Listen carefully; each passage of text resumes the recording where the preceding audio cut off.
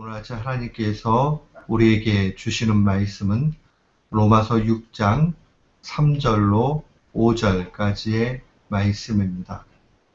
로마서 6장 3절로 5절 말씀.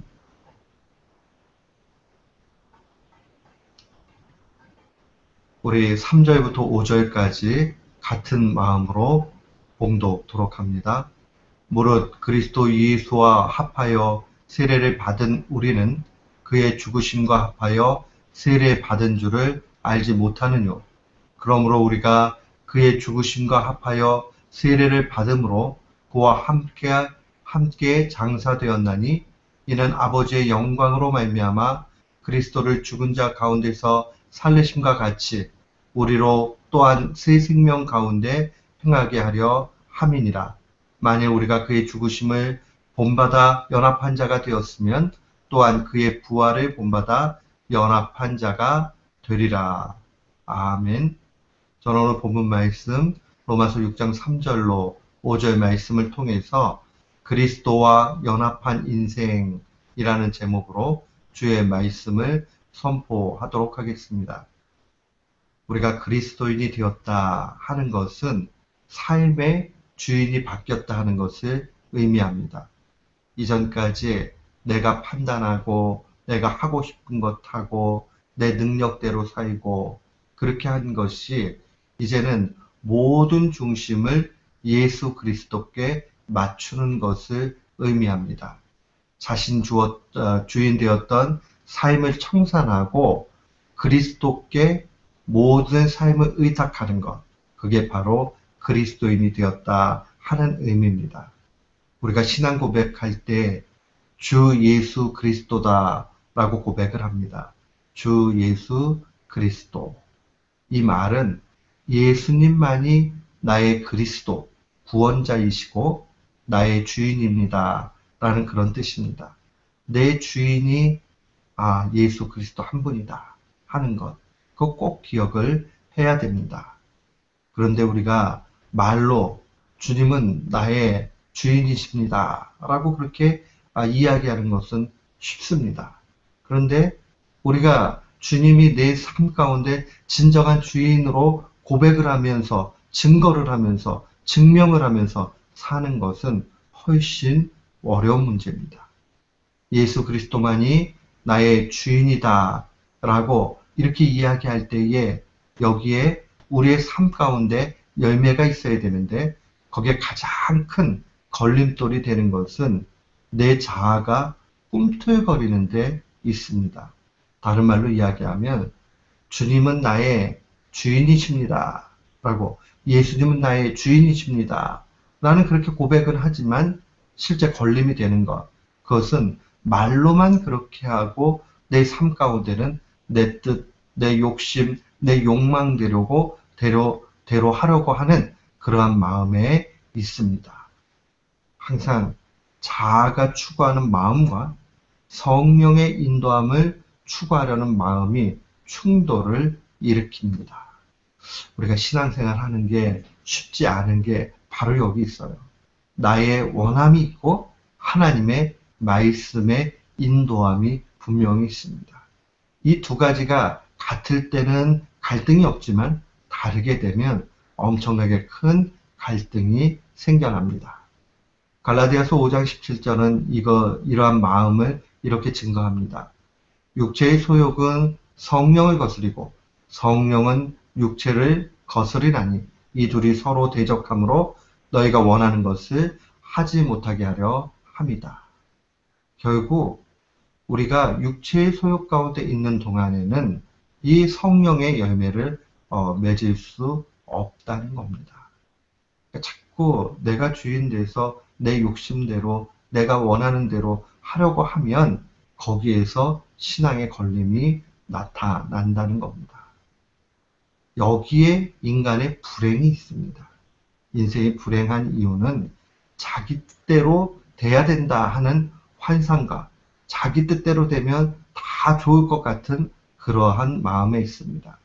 그런데 자아를 추구해 나가다 보면 결국은 하나님 뜻에서 벗어나게 되고 그것은 인생이 불행으로 가는 지름길이 되고 맙니다. 우리 어떻게 하면 이 자아를 죽일 수 있습니까? 오늘 본문 말씀은 우리에게 명확하게 증거합니다. 그리스도와 연합되었다는 사실을 기억하고 부활신앙으로 살아갈 때 육체의 소욕이 죽는다라고 증거합니다. 이걸 설명하기 위해서 바울 사도는 특별히 세례에 관해서 그 내용을 증거하고 있습니다. 이 고린도 전서 15장도 동일하게 이 내용과 같은 맥락의 말씀을 증거하고 있습니다. 우리가 잘 알지만 고린도전서 15장은 부활장입니다. 이 부활에 관한, 부활 신앙에 관한 내용들이 증거되어져 있습니다. 그런 고백하기를 31절에 형제들아 내가 그리스도 예수 우리 주 안에서 가진 바 너희에 대한 나의 자랑을 두고 단언하노니 나는 날마다 죽노라. 나는 날마다 죽는다.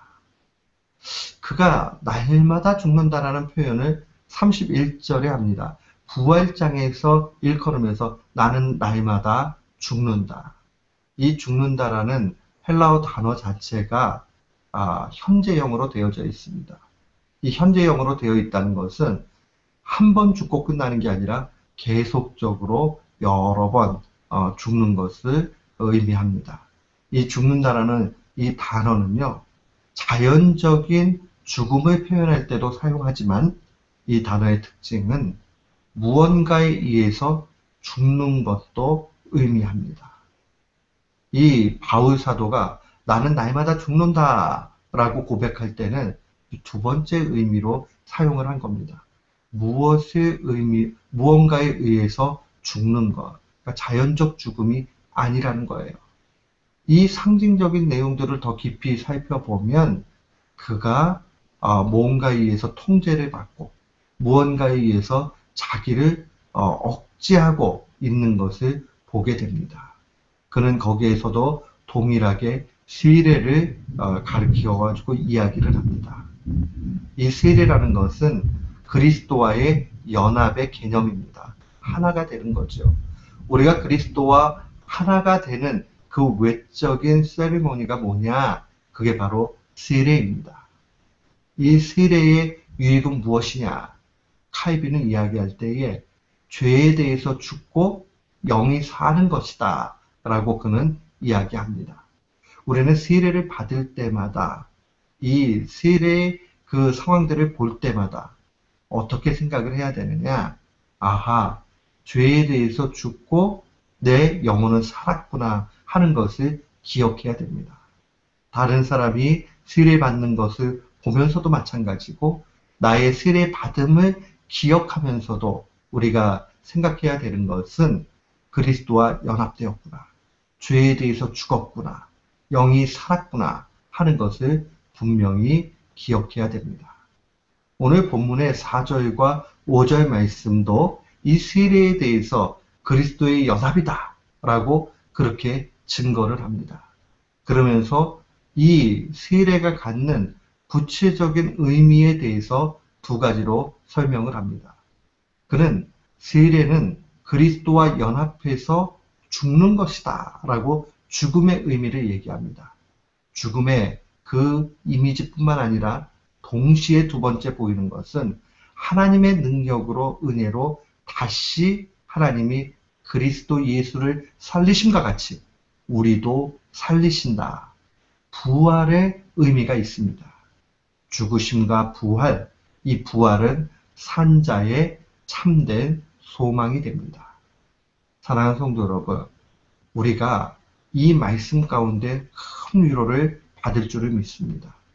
우리가 죄에 대해서 죽으면 그거로 끝나는 것이 아니라 그 죄에 대해서 죽음을 통해서 우리의 영혼은 다시 살게 되는 것이고 우리의 부활의 그 실제가 이 땅 가운데 소망으로 나타납니다. 참된 부활신앙이 그 가운데 있는 겁니다. 참된 부활신앙은 두 가지의 모습입니다. 우리가 죄를 억제하면서 육체의 자아를 죽이면서 갈 수 있는 부활신앙의 두 가지 모습 우리가 꼭 기억해야 됩니다. 하나는 우리가 신자는 하늘이 소망이기 때문에 세속적 가치에 집착하지 않는 것이 부활신앙의 모습입니다. 사랑하는 성도 여러분, 우리가요, 자꾸 세상의 가치에 노예가 돼버리면 우리의 자아가 아주 힘을 얻습니다. 마치 암세포같이 그렇게 바짝바짝 고개를 쳐듭니다. 그러면 성령의 소욕과 또 갈등을 일으키게 되고 우리는 그 가운데서 성령 충만하지 못하고 힘없는 그리스도인으로 살게 됩니다. 그러나 신자가 하늘의 소망을 두고 세속적 가치에 집착하지 않게 되면 부활신앙으로 사는 것인데 그때에 신자에게는 힘이 나타나게 됩니다. 바울사도는 골로새서 3장 1절에 이렇게 증거합니다. 그러므로 너희가 그리스도와 함께 다시 살리심을 받았으면 위의 것을 찾으라. 거기는 그리스도께서 하나님 우편에 앉아 계시느니라. 사랑하는 성도 여러분, 교회의 머리가 예수 그리스도이십니다. 우리의 맏형이 되신 분이 예수 그리스도십니다. 그렇다면 그리스도가 하늘에 계시니 우리가 하늘을 바라보는 것은 당연합니다. 이것은 저의 해석이 아니라 영성이 깊었던 칼빈이 해석한 내용들입니다. 우리 신자의 정체성이 이 땅 가운데 있는 것 아니라 하늘의 신령한 것을 추구해 나아가야 한다는 겁니다.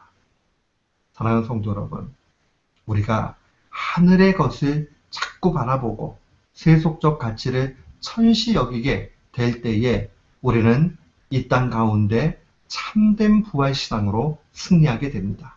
그러면 자꾸 자아의 욕심이 조금씩 없어집니다. 그러지 않으면 우리 속에서 꿈틀거려요. 그리고 우리를 죽이려고 합니다. 사랑하는 성도 여러분, 우리 모두는 하늘 바라보고 신자의 참된 소망 가운데 부활을 꿈꾸는 우리 모두가 되시기를 주님의 이름으로 축원합니다. 아멘. 또한 참된 부활신앙의 두 번째 내용은 뭐냐? 그것은 바로 더욱 주의 일에 힘쓰는 신자가 되는 겁니다. 이 고린도전서 15장 부활장에 부활신앙의 결론이 무엇이냐? 58절 마지막 절에 이렇게 증거해요.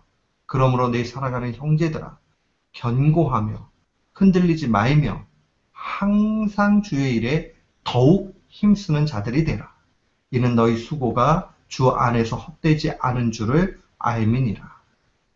사랑하는 성도 여러분, 부활이 있으니까 우리는 그냥 대충 살고 이 땅 가운데 마무리하면 되겠다.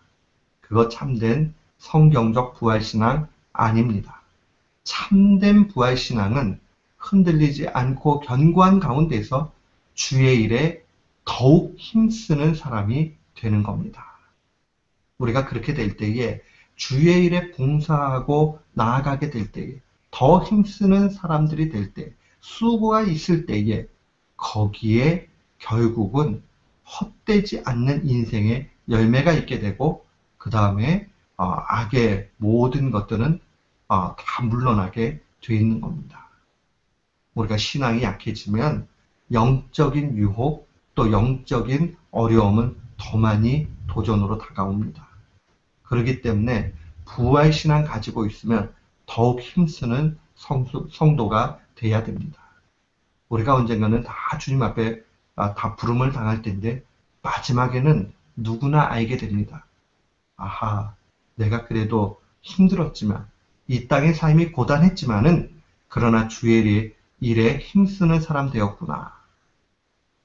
만약에 우리가 주의 일에 힘쓰지 못해서 아이고 더 젊었을 때에 더 힘 있었을 때에 봉사할 걸 한다면 얼마나 나중에 아쉬움이 있겠습니까? 지금 이 시간이 우리가 가장 주님 앞에 헌신할 수 있는 시간입니다.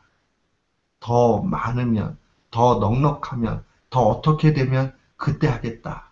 그렇게 생각하시지 않기를 축원합니다.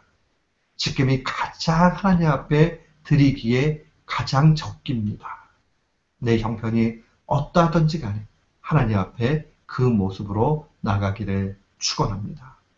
오늘 주님의 말씀은 우리에게 도전합니다. 우리가 어떻게 하면 육체의 소욕을 죽이고 예수 그리스도로 말미암아 살아가느냐. 한마디로 부활신앙 가운데 사는 것이다. 부활신앙을 가지고 있는 신자의 적극적인 모습은 두 가지입니다. 세속적같이 천시 여기는 겁니다. 또한 주의 일에 힘쓰는 자 되는 겁니다. 이 사실 기억하면서 오늘도 내일도 날마다 승리하는 귀한 교우들 되시기를 주님의 이름으로 축원합니다. 아멘.